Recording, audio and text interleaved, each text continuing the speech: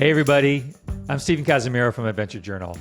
If you're not familiar with Adventure Journal, I started it in 2008 as a blog when I was the West Coast editor of National Geographic Adventure. And in 2010, it evolved into an online commercial magazine. And then in 2016, because I really missed print, we launched it as a gorgeous, beautiful printed quarterly. And today is our very first podcast. We have been talking about it. How long, Justin?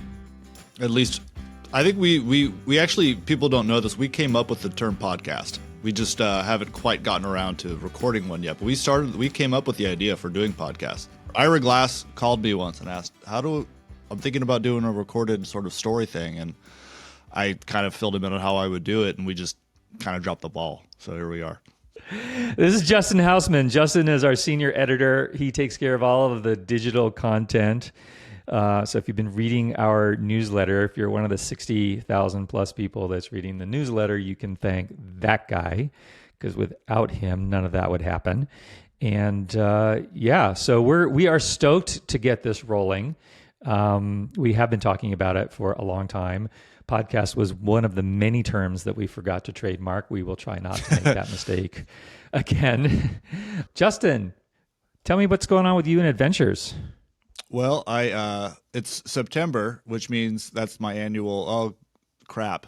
I haven't done any of the things I was supposed to do this summer. So I've been trying to do a backpacking trip in Yosemite for like at least the last month. I've probably spent $200 on permits, just getting the permits, and then I can't go for one reason or another. A lot of it has been because it's been just absolutely monsooning up in the Sierra.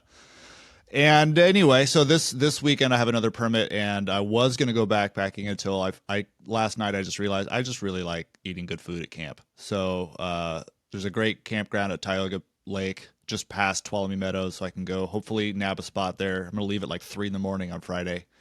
Try and get there early, get a spot, set up just a luxurious camp situation, because really I do really enjoy that sort of a thing. Get my cot set up, my stove set up, and then just go hike and day hike and fly fish. It's gonna be great. It's probably my last weekend without the kids while it's still warm enough to do this. So I'm pretty amped. That sounds epic. Do you know what the weather's going to be? Spez like highs of high 60s, lows of like 31, 32. That's not too bad. Tioga Lake's like 9,700 feet. It's up there. So, but that's nice. You kind of like, I'm wearing a flannel. Like I'm ready. You know, it's time. I'm ready for some crisp mornings. You know, I'm looking forward to having a parka and a fire and stuff like that. I haven't had a fire yet camping this summer because it's been, hot, and I don't really do campfires anymore. But this will be nice. This will be That great. sounds wonderful. Yeah. Hey, on the permit thing, I got to give a shout out to the new issue of AJ 30, which we actually have a story about how not just how difficult it is to get permits, but the junk fees that the company behind recreation.gov is adding to those. It's scandalous, actually, how much money they're making. Yeah, it's also hard to book. It's hard to book a site after reading that, because you're just aware of what's, you're like, every time you're doing it, you're like, well, here goes $5 to this giant consulting firm. It is, but it's not one of those situations where we're powerless, because there's a bill up before Congress, and Joe Biden, who's current president, can actually make some change through his anti-junk fee initiative. So there's some things that can be done. Just because permits for hikes and other things are difficult to get, we've made it this way. We can unmake it this way. So, well, my last trip was, so we are recording this in the week after Labor Day. And for Labor Day, I went out to the Mojave Desert, and you guys might have heard about that hurricane/tropical storm that was threatening Southern California. The forecast for the part of the world where the tent is this canvas tent is set up is it was expected to get 7 inches. There's a little parcel out there, and it's gorgeous. And I set this canvas tent up in spring of this year, and left it up. And I thought, I'm going to see how this rolls through this storm. And so last weekend I went out to see if it survived, or if it had blown all the way to the Colorado River. 7 inches has to be like the annual precipitation down there, right? Or maybe 10. Like that. What do you get in a year in the Mojave? I don't know, but it would not surprise me if it's significantly less than that. So the tent, let me tell you about it. It's made by Kodiak Canvas, and I first got this idea about canvas tents when I passed a hunting camp in the San Juan Mountains of Southwest Colorado. Like, that looks really cool, and so we got access to this land out in the des, and I thought, you know what? Maybe like let's just sort of like scratch this canvas tent itch. So the one I ended up getting is a 12 by 12. It's made in the U.S. It weighs a lot. It's 100 pounds. But I thought, it's so radically different than all the nylon tents that I've ever had. It kind of takes me back to this huge canvas one that my parents, like a 3-room tent that my parents had when I was little. And I thought, I'm going to go for this and see what it's like. How much was it? Well, so Kodiak Canvas makes 2 sizes. It's a square. I got the 12 by 12, which costs $1,000, like an even $1,000. That's not bad. It's not bad. No, it's not too bad. And the smaller 10 by 10 is $800. And you can easily get an ultralight tent that's nylon tent that costs $700. You set it up by yourself though? I did. I've set it up twice now by myself. The first one was in December of 22, very, very cold and windy. The second time was in spring when it was just windy. Yeah, I did. It was pretty entertaining. But there were no major mishaps. It's, the thing about this tent is it's a simple square.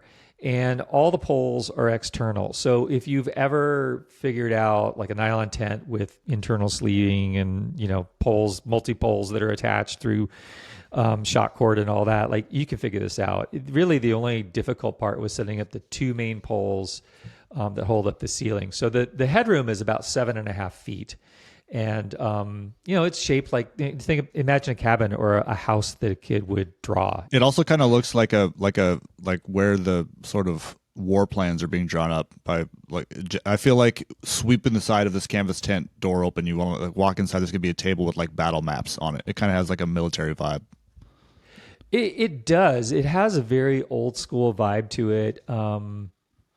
Safari maybe-ish, you want to have, you kind of want to have like a great coat, and you walk in and you take off your Australian bush hat and it's dripping with rain or whatever. And like, tea, I need tea.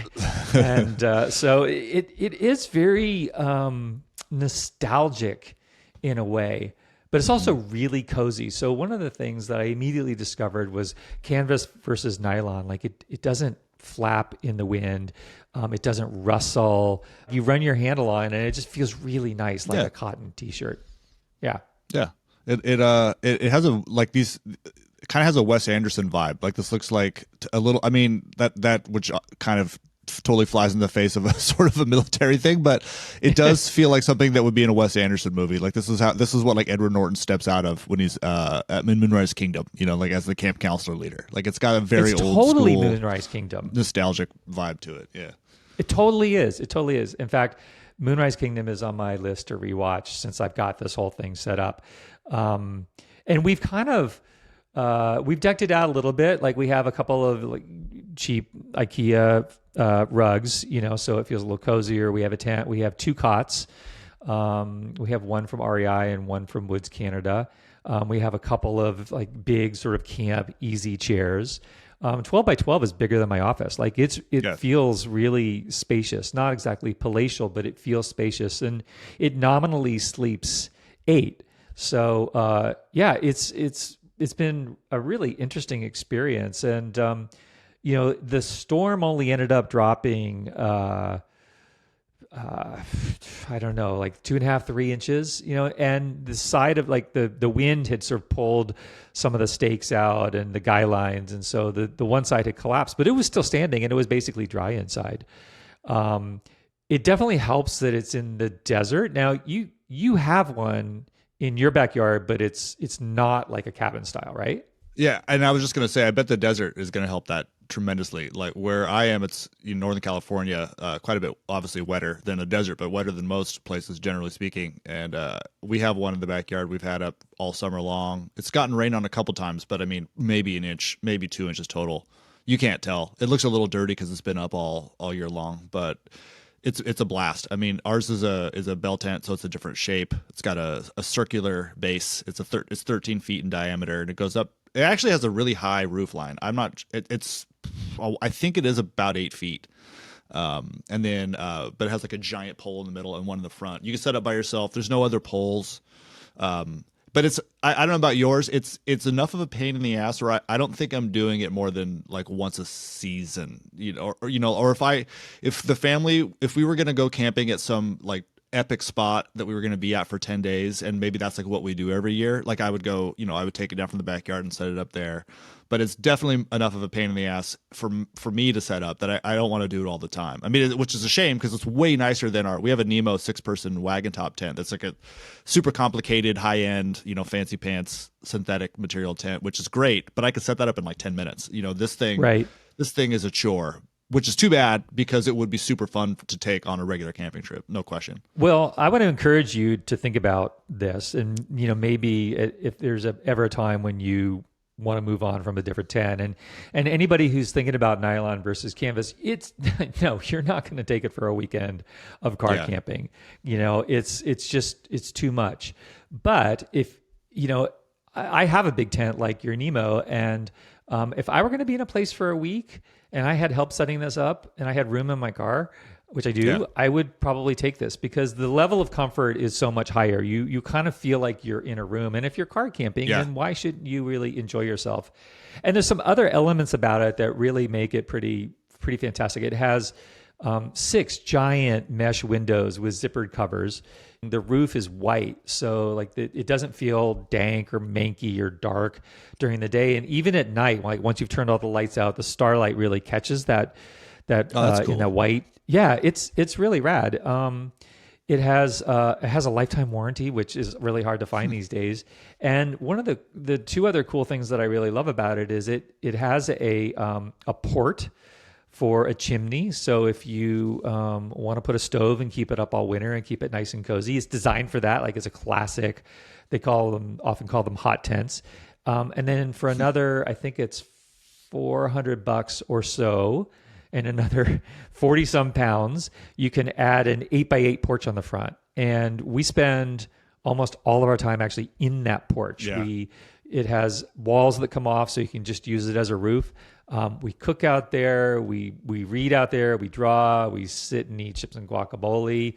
It's a great place to put your potty if you want to use it at a nighttime spot so you don't have to go too far from the tent.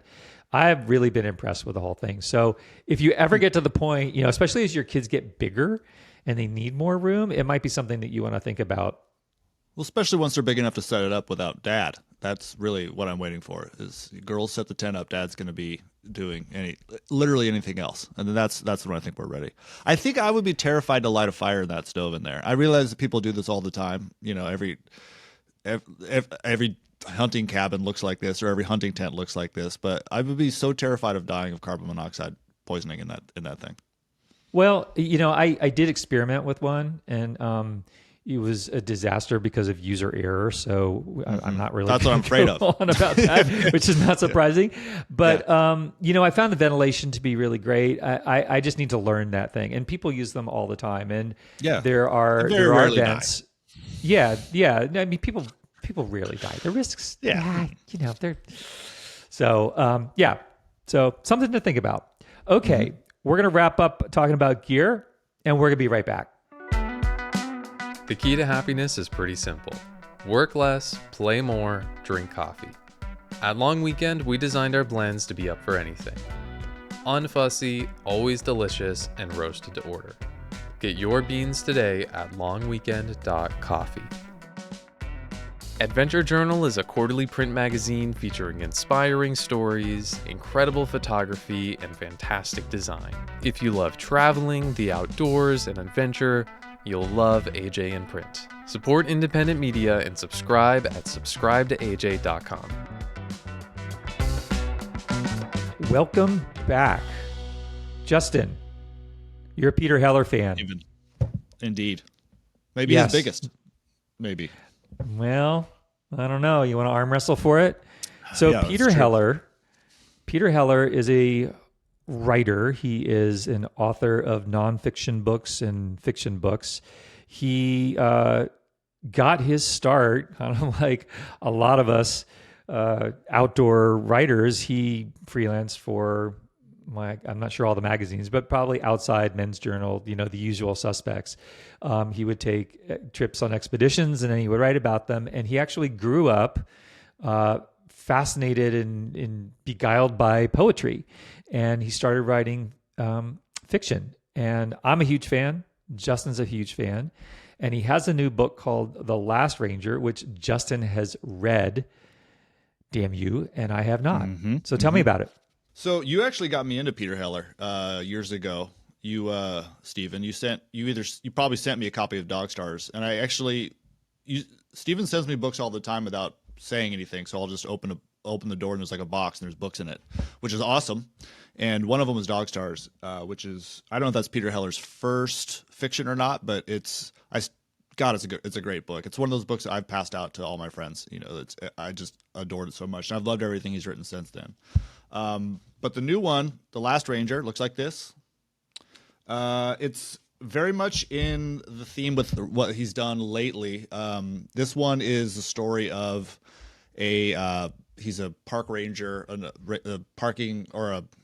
a law enforcement ranger. He's a parking lot attendant. Is that what you're saying? He's a parking lot attendant in, it's thrilling, actually, all the tickets he's writing up. If anybody could make a parking lot attendant thrilling, it's Peter. Yeah. He's a law enforcement ranger in Yellowstone, and so he's kind of reluctantly a law enforcement guy. He obviously just wanted a job in the park. So at the beginning of the book, he's kind of chasing people away from big animals and just kind of rolling his eyes at tourists. He has a neighbor who's a wolf biologist, and the two of them, love to just sit on their decks and talk about wolves in the park and have coffee, and then. Typical for Heller, there's a weird guy, there's something, some sort of criminal element like weaves its way in, and now Ren, the ranger, is off sort of chasing around potential poachers around the park. That's basically without giving much away, that's kind of the gist of the book.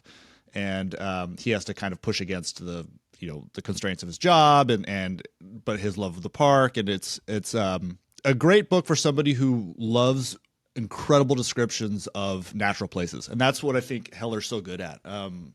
His books they all kind of take place in a similar spot. At least the ones I've read, they're always in the mountains. Usually, the protagonist loves to fly fish, so there's lots of descriptions of beautiful mountain passes and little creeks and fly fishing at night and the little intricate details that people that spend a lot of time in these wild places just instinctively understand really quickly. So his books are fantastic for that, but he also just tells a freaking great story. But in Peter, you recognize somebody who sees the things that you've seen out there and who've experienced the things that you've seen out there. And so, you can tell that this is coming not just from a place of love and a place of understanding, but also somebody who seems to have experienced the natural world in a lot of the ways that you have, right? Yeah. He's clearly writing about things that he's actually done. I mean, weaved around a fictional tale of something he hasn't done. But I mean, I have no doubt that when he's describing places, these are real places that he likes to spend time at, and has actually had these moments, which is clear. I wanted to read a little bit. Just a few lines. Again, the parts that really speak to me, at least this summer in this book, have been when he's fishing. But he has this great piece here. Sometimes, if the fish was exhausted, he held it gently into the current with a lightly cupped hand and let the gills work, and let it rest until it wriggled free and lost itself in the shadows of the stones. He lost himself, too. Who knew how long he fished? He didn't keep track. Not of the path of the sun, or how many fish, or of the quiet elation. He forgot the conversations of the morning, the night before, forgot even his name or that he should own one. Why should he? For a while he was movement only, and sensation, and a circle of awareness that encompassed the ridges, the mountain, the meadow, and in which his own distinction vanished. And that to me, that's when people ask why I like to fly fish, that's basically what I say in a far less eloquent way, which is it immerses you in a creek, in a watershed, in a system in a way that nothing else really does. I mean, you're physically standing in it, you're hopefully touching the fish that are in it. Just now I got kind of chills after reading that. It's a beautiful description of what it feels like to be in these places. So that's, you forget yourself. Yeah, right? exactly. You you're forget part of yourself. it. And I mean, that's what so many of us are chasing out there. And that is that moment where, I mean, there's a lot of different ways to put it. You forget yourself or you feel one with everything. But yeah, you kind of get outside your mind and you just become a part of that environment. Yeah, and so that's all of his books. His books are all have that element to them. At least the ones that I've read. I think there's one or so I haven't picked up yet. But if you've read his most recent works, it's I will say that this one feels more almost pulpy than some of his others. It definitely feels like it could be a serial. I don't think any of his books have been turned into movies yet. There's been rumors that Dog Stars could be one. I'm kind of curious that I did notice that with Peter's last two books, The River started. So The River. I can't get this image out of my head. There was a plot twist in The River that was infuriating to a lot of people, including dear Justin, who, what did you do with that book when you got to the plot twist? I threw it on the ground, and I was very specifically remember this. I was sitting outside up by the Russian River on a little weekend vacation, and I read this part. I was not anticipating it at all, and just closed the book and just threw it on the ground and just yelled no as loud as I could. I've never had a reaction like that to something I've been reading ever. I mean, maybe a note that someone sent me I didn't like, but from a book, nothing like that. It's interesting that you find these going toward a little bit more pulpy, because the first book, The Dog Stars, felt very ambitious. If you can call it an optimistic dystopian post-apocalyptic tale, it is. And then he told a story that the main theme was art and relationships and father-daughter and the painter. And then he did a semi-biographical book about his mom. As we wrap this up, is there one theme that he's grappling with here? The River was a little bit about climate change. This is about crowding in parks. What's going on? Yeah, so I haven't really mentioned. I mean, a lot of this book is his dealings with this wolf biologist and them tracking wolves around the park. So I do think that he has a big section here where he runs through how reintroducing wolves has altered Yellowstone for the better in terms of what a predator can do for kind of bringing balance back to a landscape. So a lot of it's about balance. And that, I think, is mostly what his books ultimately are about, is like finding a balance between humans and wild spaces. So this one for sure is touching on that through most of it, which I think is most. I mean, his books are always kind of the same structure. It's always from a man's point of view. Their life is usually a little bit untethered, except for the wilderness, and that's what you're getting with this one as well. Where that only thing that he really has that's his home is that place, and that Dog Stars is like that, right? Like the world has ended, but the protagonist feels comfortable and at home because he has the wilderness, and so that's very clearly what Peter's life is. I mean, I assume, I don't know him, but I mean it's got to be pretty much what he's thinking anyway. So yeah, that's kind of every one of his books has that sort of vibe. But this one could easily be like a Netflix series. I mean, no, it kind of when I was reading it, I was sort of imagining Justified. I don't know if you ever watched that show, but about a U.S. Marshal. And it kind of, you could easily see the same sorts of characters. A lot of it takes place in a bar with just kind of seedy characters and stuff. So it would be a pretty fun like Western show. But Right. Someday maybe it will. Cool. Well, I can't wait to dive into it. Great camp read. Just a fantastic camp read. I finished it while camping. Just a perfect camp read. Awesome. Thank you. Yeah, that sounds great. I'm looking forward to diving into it.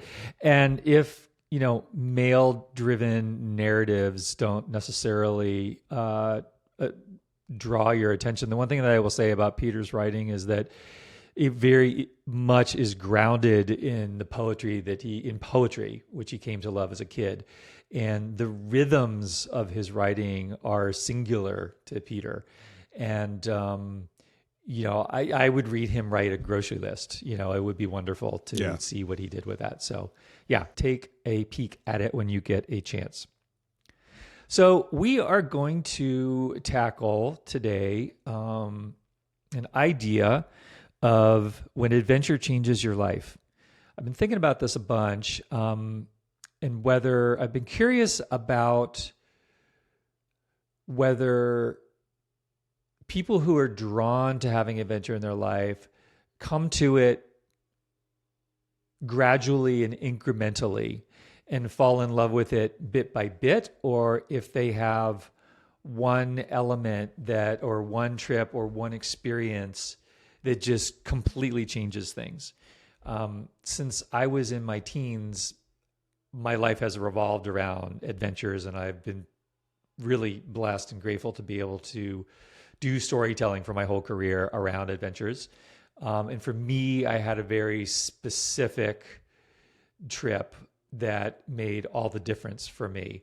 But we're going to explore that today. I want to hear about how Justin came to it. And, we're always thinking about the undercurrents for things, what's going on underneath adventures. AJ's tagline, our motto is the deeper you get, which cuts all kinds of ways.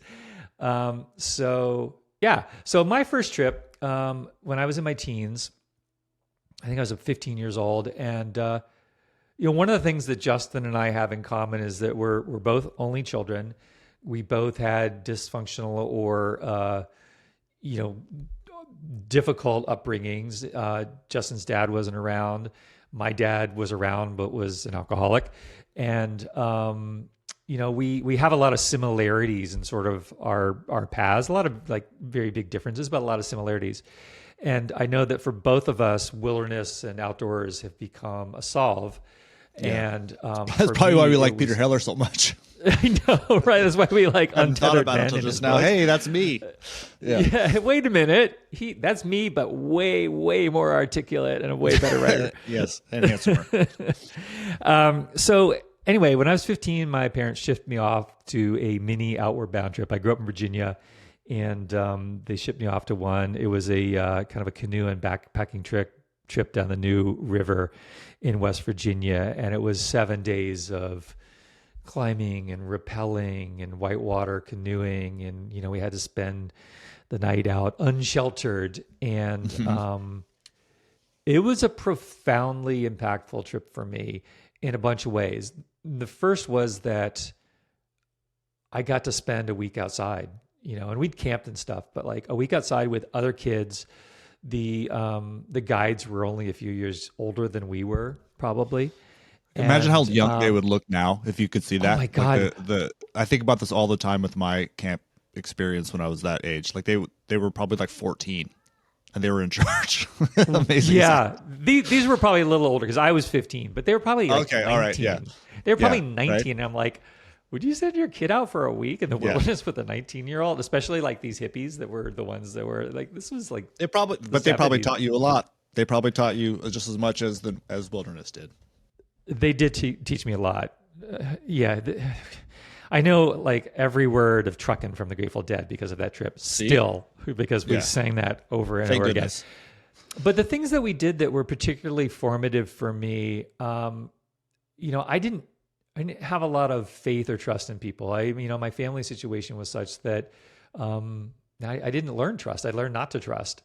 And this, we did all sort of the those kind of trust building experiences. I don't think we stood in a circle and fell over, but we did rappelling. And I had a really difficult time trusting the rope and the equipment that I wasn't going to die. I was terrified, actually. I was terrified because I just didn't, even though I watched people in front of me do it, I didn't have faith in myself that I was going to be able to operate the equipment properly. And I did it. And, it was a painful experience. And then what was really interesting was I got to climb back up the rock. It was just like 15 feet. It was like nothing. But I got to climb back up this rock after the rappelling. And, on a Yosemite rating scale, it was probably like 5.4. It was just super easy, but I had never like done rock climbing.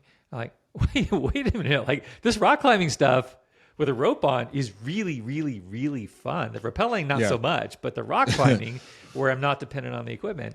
And then, when we ran the, I don't know what class the rapids were. It was probably 3. It wasn't that much, but like when we did this run through, I was too scared to do it. I portaged around it. And that marked me for a long time. I was really hard on myself and I was kind of ashamed. And now looking back, I'm really empathetic to younger me. And I'm really I think about that person really gently. And I'm like, God, dude, look at your experience. You hadn't done any of these things, of course, that they were, scary for you. But those things, one, I fell in love with them.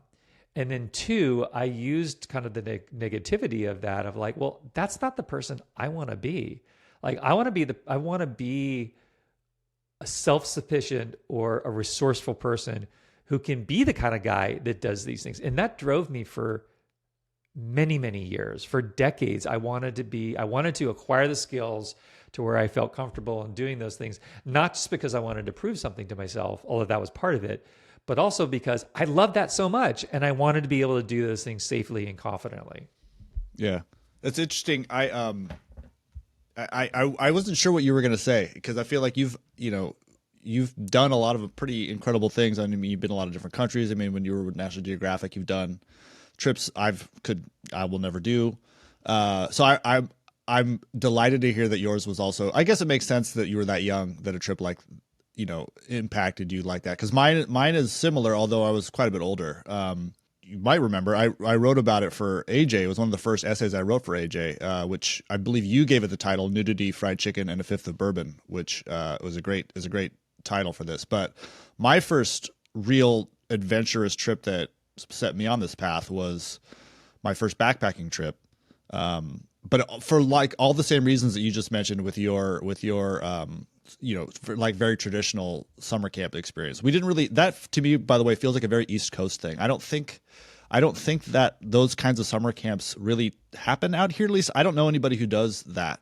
I went to a thing in 6th grade where we went up in the foothills and like captured bugs for a week, but that, nothing like these very old school like summer camps. I don't think that's a kind of a West Coast thing, but my trip, I'm guessing I was 20, 21. And I got a wild hair to go backpacking in Big Sur. I don't remember why I didn't go camping at that point. I surfed my brains out. That's all I really cared about. But for some reason, something appealed to me about going backpacking, and I didn't own any of the stuff. I went to a local Army Navy surplus store and bought the cheapest crap I could, an external frame backpack, a literal canteen, some pots and pans. I don't know what I thought I was going to do with them. I didn't cook anything, but and it just kind of went out. I went to I'm not going to mention it now because I mentioned it when I first wrote the piece and people got mad, but this area that I had heard about from somebody else. It was about a 10-mile hike from the road, which I didn't know at the time, but Big Sur is gnarly when you're hiking. You just basically have to hike from the ocean up over these like 2,000-foot peaks. It was a kick-ass trail. It still is, even if you're in really good shape. But I did it, and I brought some like greasy fried chicken from my local grocery store and some, bottle of booze, and was scared out of my mind. It didn't have a map, and loved every second of it. It was just an incredible experience, but I was afraid of every noise I heard. I was afraid that I would get lost. I was afraid that I would fall into the river and couldn't get out. I mean, I don't know.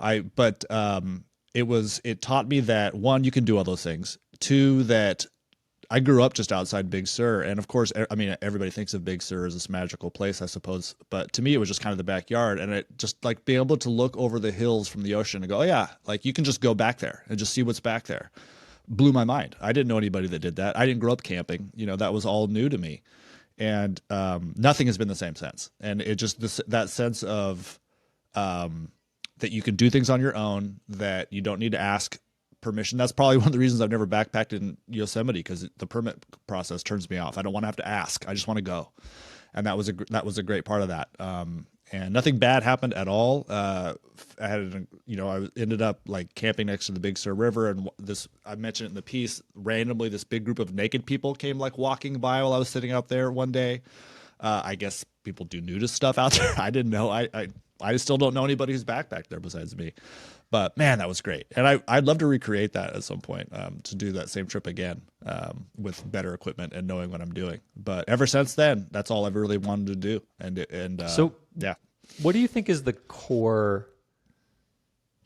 Like for me, the two things were, and you touched on this, about being able to do something yourself. Not thinking you can do something and then doing it, builds tremendous confidence, which is one of the things I love about adventure. And then just that joy of being outside, is there one thing from that you felt like compelled you to want to go to keep doing it, or was it a series of things? I don't know, because I'm assuming you have the same thing. Like I feel the same way. Maybe some of that naked like trepidation is gone, because I at this point I don't really feel like something's actually going to go wrong. But other than that, I feel exactly the same about going on a trip now as I did then. Like the same, like I can't believe I get to do this joy. I still feel that. And to me, it reminds me a little bit of surfing, where I feel like, I've surfed for almost 30 years at this point. And it's kind of cliche, but often we'll talk about how we're really just trying to recapture that first wave, like that oh my God joy of that first time standing up on a wave. And I kind of feel like that with camping and adventuring now. Like that was so different than anything I'd ever done, and so expansive. And it really made the whole world feel, I was just in a little part of Big Sur, but it made the whole world feel more complicated, but also more accessible. And that's, I think, what I'm still always looking for. Like if I'm going anywhere, it's I want to see what's over that next peak. I want to see what's around that next bend. And I think there's just something about the first time that you get to do that joy is just it's hard to find again, but I feel like I can, maybe, and so I want to keep trying to do it. And for some reason, for me, it could be the same with you. Something about doing it by myself too is important. Most of my camp trips are solo, and maybe it was because my first one was. I don't know what it is, but I don't really want to have to take someone else's wishes into account or worry about somebody else. It feels like a very personal thing for me. I don't know if that's how you feel about it too, but that's how I think of most of my adventures for some reason. Well, I think both of us do a lot of solo adventures and maybe prefer that to some extent, which makes me appreciate the ones that we've done together. Yeah. And it's Ironically. not being misanthropic. Yeah. How do you think people have come to adventure? People who really live with adventure in their lives, it's important to them. No matter how many days they get out there, it remains important to them. Do you think that it's come gradually, or do you think that there's been one catalytic moment? And as you were talking, I was thinking, I'll bet for most people, there is that one moment somewhere in there. And, we didn't have a lot of money growing up. I mean, our vacations were either staying with family or camping. And so it wasn't like I'd never been outside. But I'd never had that kind of experience that I had, fully invested in it the way I was, for a week-long trip in West Virginia off the grid. And I find myself thinking, I'll bet even for, though it seems gradual, people probably have a moment where, they finally feel comfortable on skis, or, they've gotten over their fears of being in the ocean, and now they feel comfortable paddling out alone to catch a wave.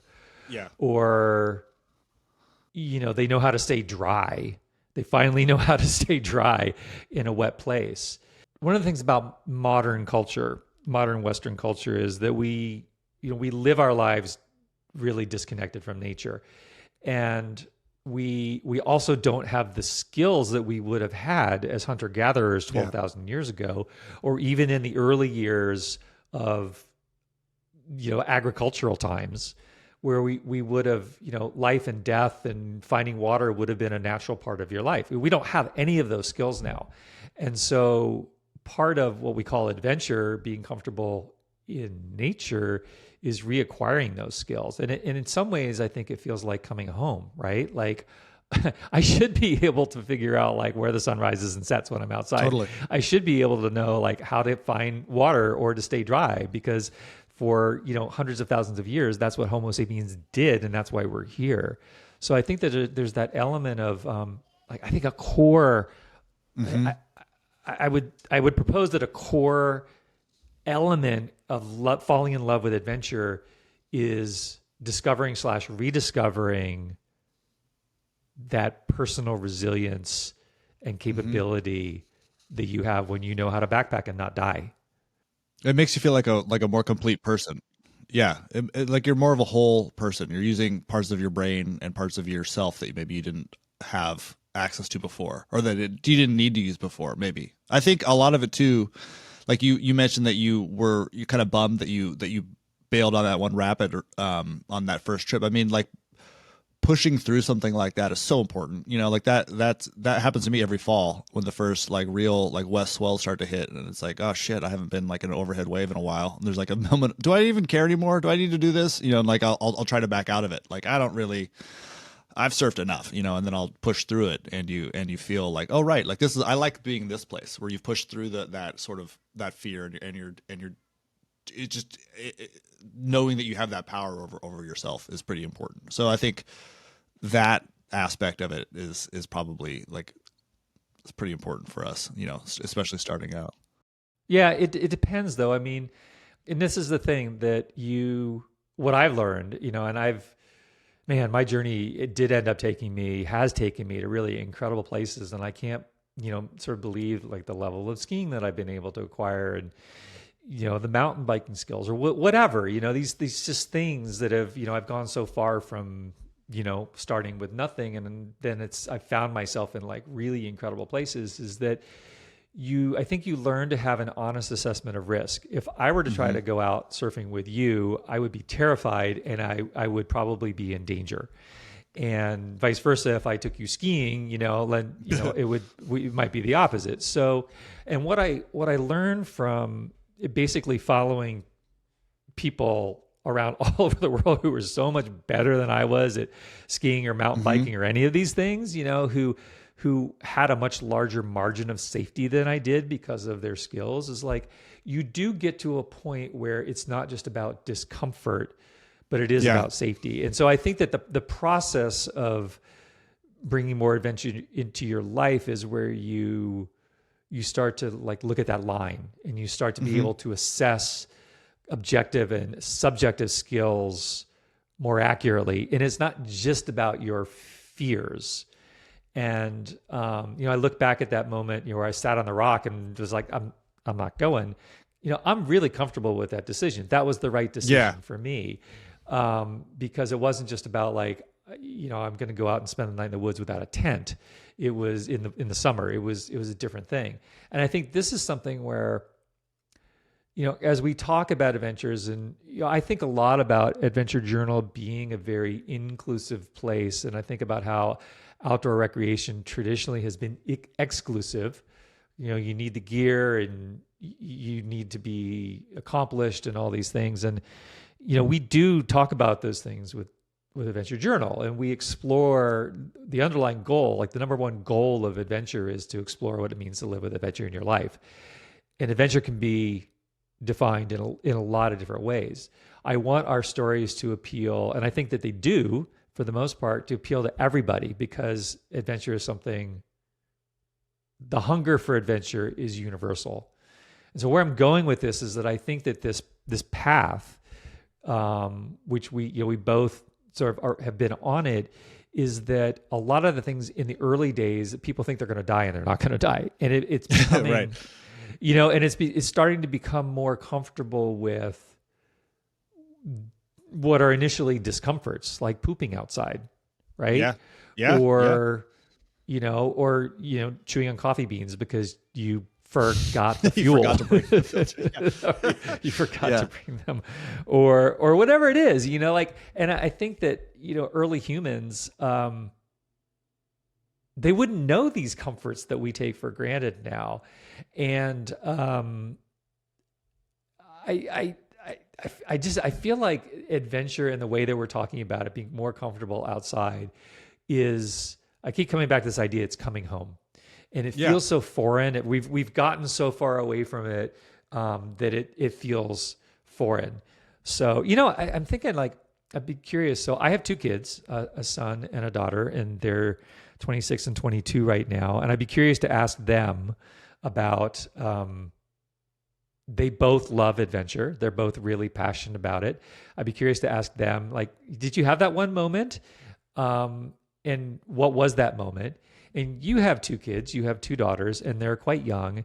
And so, you know, I'm wondering, as you think about this idea of adventure changing your life, if you think about that with your girls. Totally. Of course.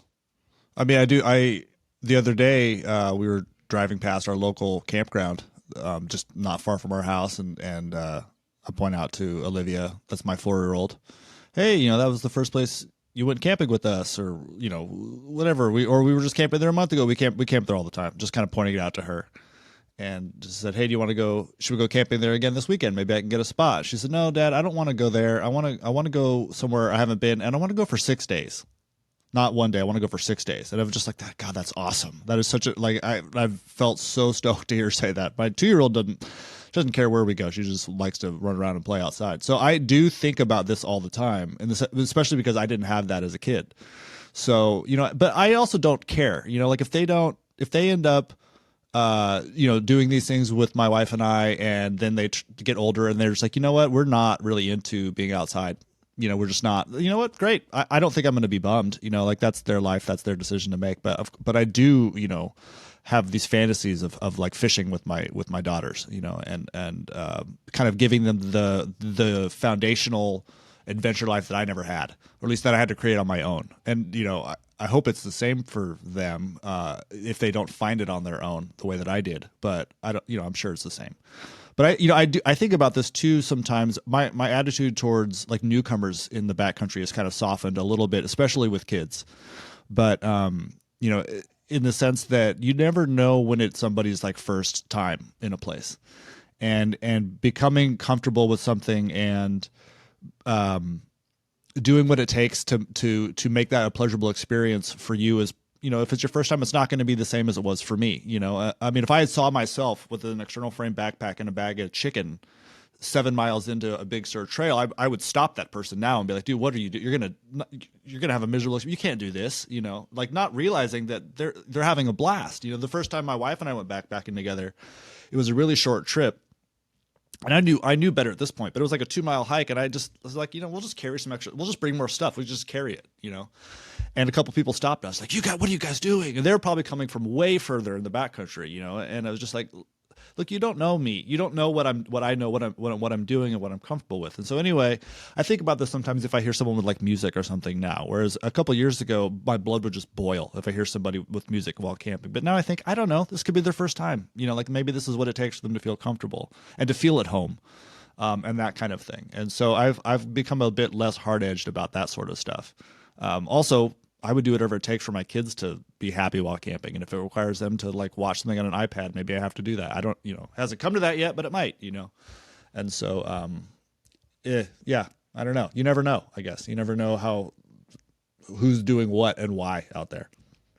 Yeah, you're impressively open-hearted about people with music. I didn't used to be, but I'm so hard-edged about that. Drives me nuts. Yeah. Drives me nuts. That's the one thing. And it's because you're impacting the people around you. It's disrespectful to the people around you. And for F's sake, people, earpods, come on, Well, yeah, I know. So, yes, I know. Yeah, I think your point, I take it well, or I take it, it's a strong point for me, which is that you don't know what somebody's catalytic moment is going to be. And you just, when it comes to your kids, or your friends, you just expose them to things, and hope that they find it. And I discovered so much about myself over my journey through adventure, and there've been so many rewards that have come to me from adventure that I just want to evangelize about it. But people have to come to their own things. And I will say, as we wrap up this part, that I do think that I know for a fact that a lot of the things that we might call pathologies in our culture will be that a life outside, however you come to that, car camping, canvas tent camping, backpacking, surfing, it doesn't matter, that most of the things I think that we're struggling with and seeking, that we can find a lot of that outside, either on our own or through friendships, because we basically want connection. And science is starting to catch up with the biology of connection to nature, things like forest bathing and whatever. Like, nature is our home. We evolved to be outside. And so the things that we're struggling with, or whether it's too much time on screens or whatever, like, we just need to be outside, and we need to be outside with the people that we love or our new friends or whatever, and everything else is going to be fine. Well, we should probably share that like, rather than the knee-jerk reaction if you're at like a campsite and you hear somebody playing some music, rather than just getting pissed, like the way I'm starting to think about it is like, well, isn't it cool that we both want to be out here like that? Like that's a choice that you can make to get like angry or to be a little bit more understanding about it, you know? And like, I remember thinking of this, like you, I hate public campgrounds. I always just want to, you know, it's dispersed camping or nothing for me 9 times out of 10.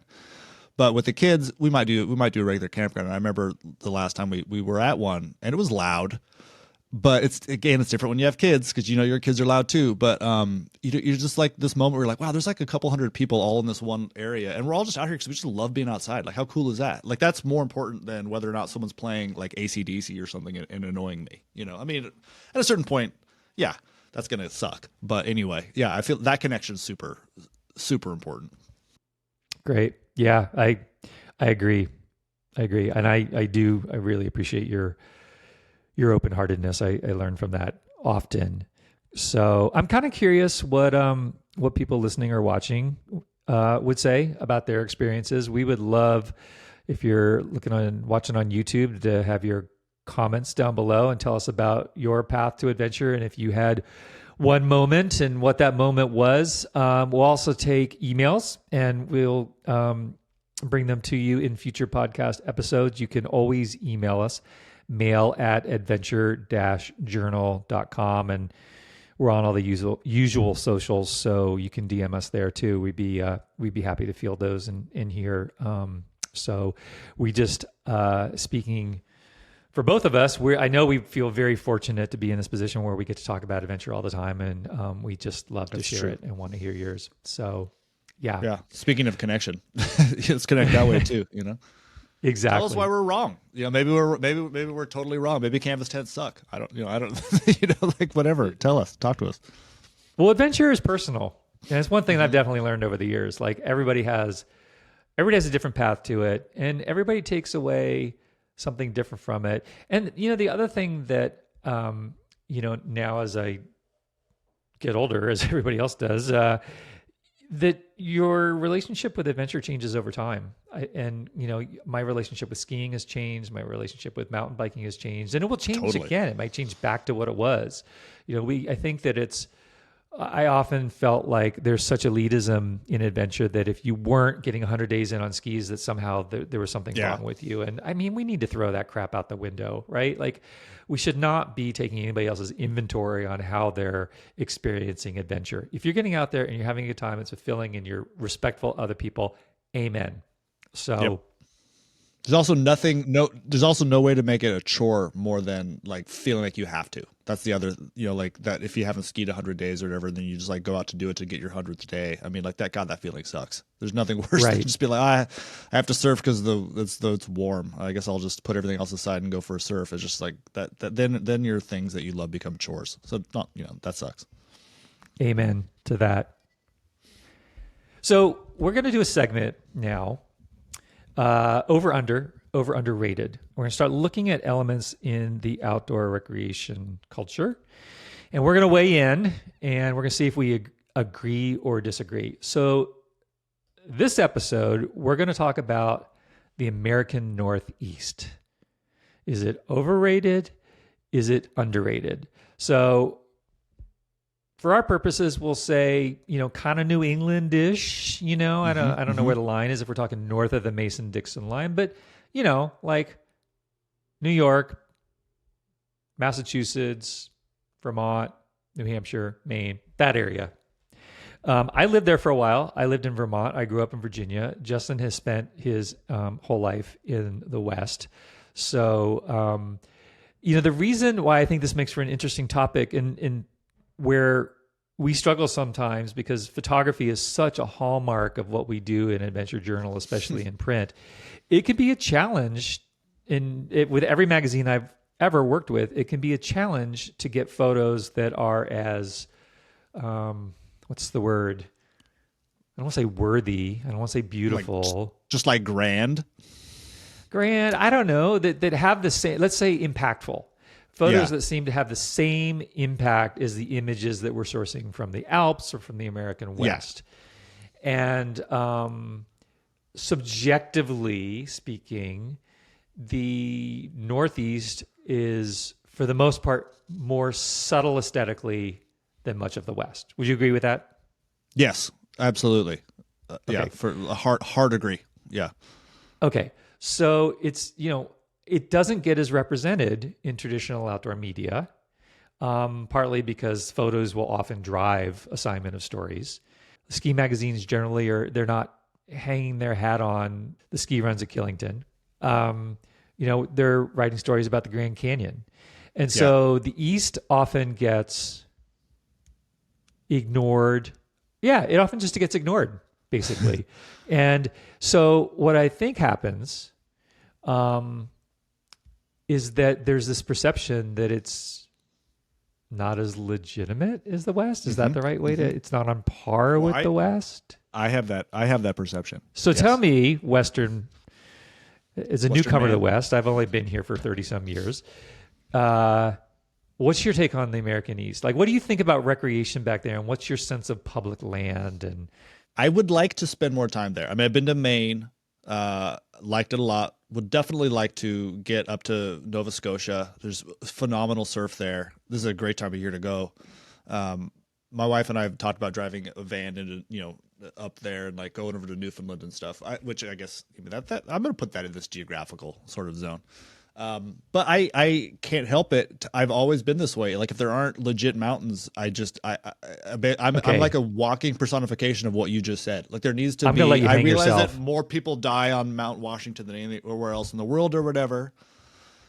But like I don't know. Like I tend to kind of scoff a little bit when I see pictures of people on the Appalachian Trail and it's like green hills like I have outside my house, and it's like, well, is that Dude. really the mountains? It's true. You're can't killing help me. it. Okay, I know. Let's break down. Let's talk some specifics here. Okay, so all right,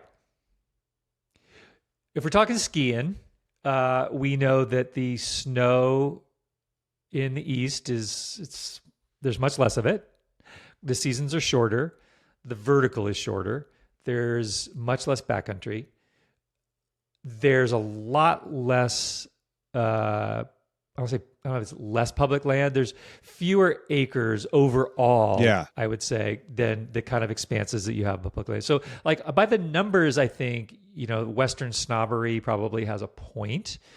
When I lived in Vermont, you would get these, you'd have this stretch where it didn't get above zero for like 2 weeks. And then all of a sudden it was 45 degrees and mud season was there. It was just, you would get this whiplash. In the summer, you would have like horrible heat and humidity. The surf is really inconsistent along the coast. So like if you just look at it by the numbers, maybe is a tough ask. And, maybe that's also what you're thinking of. And, I'm kind of curious, like so your trip to Maine was an AJ assignment. It was a piece for print, and it was we sent you back there to Grain Surfboards. I think it's in York, Maine. Is that right? York, very southern Maine, but yeah, Very York, southern Maine.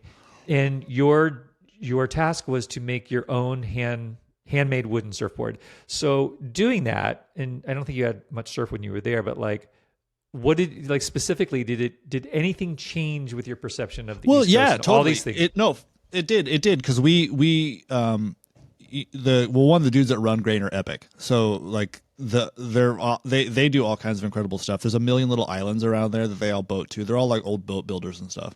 But one of the guys that was showing me the ropes, we went out canoeing one day in a legit old town canoe, and like pushed through some little inlet. I mean, it's nothing but inlets. The coastline is so different than it is here. In this beautiful little bay, and like I could see this potential for waves there. And he talks about there's lobster traps on the point, and he'll just go and like fish for lobster and like surf right there. He'll paddle his canoe with his board on it. And like, there's nothing around. I mean, there's no houses or anything where we were. I'm sure you go next cove over and there's like a house, but I mean, where we were, it looked pretty empty. And like, Maine has a lot of like wilderness areas in it too. But that moment was perfect to me. Like it was a perfect afternoon, a perfect moment. And I was super envious that he got to do that sort of thing on a regular basis. And, you know, I could slide into that life tomorrow, no problem. But that doesn't help my perceptions of the fact that, like, it doesn't have the openness that we have here. I mean, that's to me, that's most of it. That I assume that most of the land is not public. That I assume that over every little hill, there's probably a little town or something like that. Whereas here, you know, you could drive for 3 days and not see anything, you know, if I just point my car east, you know. So there's a little bit of that element to it too. But I definitely was like, oh, I got to get back to Maine. I want to get back here in the fall. I want to get back here when the leaves are turning and when the waves are firing and when all these lobster shacks are actually open. Because I was there in the dead of winter and everything was closed. But yeah, I was intrigued for sure. But it's just not. I don't know. It's hard to imagine it being quite as like, whoa, you know, that sort of feeling of like, okay, I'm in the presence of God, you know, that kind of thing. Okay, all right. So, American Northeast, overrated, underrated, or appropriately rated? I'm going to go appropriately rated, actually, saying all that, because I recognize that it's an awesome. Everywhere's cool. I mean, you go to, like, the Central Valley is kind of beautiful. I mean, like, everything's cool, but it's not as good as the West. There's just no, I'm sorry, it's just not. So I'd say it's adequately rated. Yeah. I think that's kind of wishy-washy, if you ask me. I think that I know that in your heart, you think it's even with what it is. I think it's overrated. That's what I think you're thinking. So you're just afraid to say it. Because you don't want to alienate all those people back there. Well, all right. God, it's hard to say. I haven't spent much time. I know. Well, that's just it. You don't know it like I know it. And I've been out in the West for a long time, so I can't. I mean, I grew up there, but still, there's so much that I don't know. But I think you know where I'm going with this. It's underrated. It's absolutely underrated. And not the aesthetic beauty or the grandeur is not the only way by far to measure a place. And yeah, it's harder to, like, you can't drive. There are places you could probably drive for a couple hours and, you know, feel wildernessy, but like, it's just not the West. But the things that are there are astounding. And I mean, the Appalachian Trail and being able to hike that distance, you know, in the woods is pretty incredible. Like the mountain biking in so many different places there is insane. The skiing is the skiing, you know, it is what it is. The humidity is what it is. But like, you know, I learned climbing there. I learned ice climbing there. Like in the fall issue of AJ 30, we have this amazing piece about swimming, about open water swimming, Western Brook Pond, which is a fjord up in Newfoundland. And so there's just so much that you can do. In the winter issue, which we're working on right now, we have a piece about guiding in the presidential mountains of New Hampshire. They are the real deal, even if they don't look like the Tetons. The Adirondacks, I mean, just, you know, the diving off the coast. I mean, there's just so much there. So as a magazine editor, the photography is a challenge.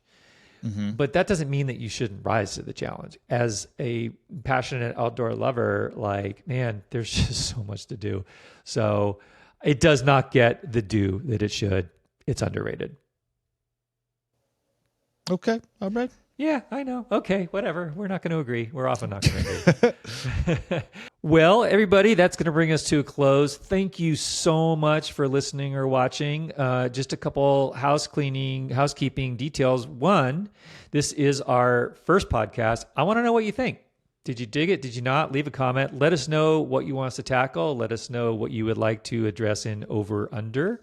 Yes. Let us know what kind of gear you want us to talk about and to investigate. We want to hear from you. So subscribe through at YouTube or whatever your podcast format is. You can also subscribe to our newsletter. It goes out every week. That guy writes it, and it's pretty awesome. And you can do that through our website, adventure-journal.com. You can follow us at Instagram. It's just Adventure Journal. And most important, our best efforts go into the magazine. That's where our best stories are. That's what gets the lion's share of our work. It's where the best photography is. And if you love adventure enough to be listening here, you're going to love it. You can go ahead and subscribe at subscribe to aj.com. That's subscribe to aj.com.